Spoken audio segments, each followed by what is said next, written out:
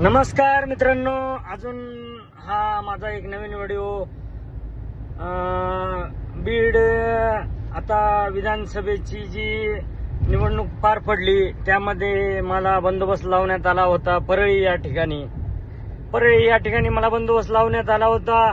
आणि त्या दिवशी रात्री होती ज्या ठिकाणी पेट्या येणार होत्या त्या ठिकाणी मग मला अचानक बदललं मित्रांनो रात्रीतून. कारण त्यांना समजलं की हे जे आहेत कासले साहेब ते ट्रॅफिकला होते आणि हे वाल्मिक कराड आणि धनंजय मुंडेच्या यांनी काही गाड्या पकडून कारवाई तर करूच दिली नाही आमच्या पीआयने, पण गाड्या पकडत होतो मी आणि त्यांना अडवत होतो. तर त्यांच्या लक्षात आलं की हाच तो कासले, याला या ठिकाणी ठेवलं नाही पाहिजे. ज्या ठिकाणी पेट्या येणार होते त्या ठिकाणाहून मला मित्रांनो बदललं आणि मला सांगितलं की तुम्हाला ड्युटी नाहीये. मी म्हणलं का सर, बंदोबस्त तर फार कमी आहे, लोक तर आपण गुजरात इकडून तिकडून बोलवलेत.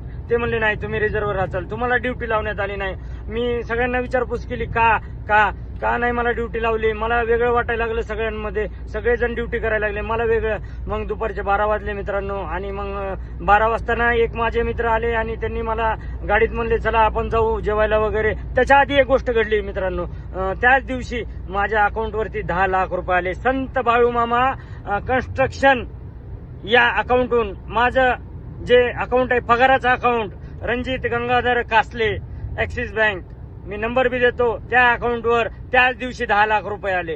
का आले 10 लाख रुपये याचा शोध लावायचा. माननीय मुख्यमंत्री देवेंद्र फडणवीस यांनी का आले 10 लाख रुपये माझे त्याच दिवशी. आणि मला एवढा बंदोबस्त कमी असताना का ड्युटी नाही लावली. आणि त्या दिवशीचं मला लोकेशन, यांनी माझं लोकेशन काढायचं, मला करमाळापर्यंत यांनी घेऊन गेले, मला बार्शीपर्यंत. त्या ठिकाणी मी या 4 लोकांच्या पाया पडलो की मला सोडून द्या. त्यावेळेस मग माझ्या जवळच्या एका मित्राला फोन केला आणि मी त्या ठिकाणी म्हणलं अरे बाबा मला वाचव. आणि मग तो त्याच्या घरी घेऊन गेला. आणि ह्याचा पण शोध लागला पाहिजे मित्रांनो. ही बीड जिल्हा नुसता दहशत करणारा जिल्हा आहे मित्रांनो.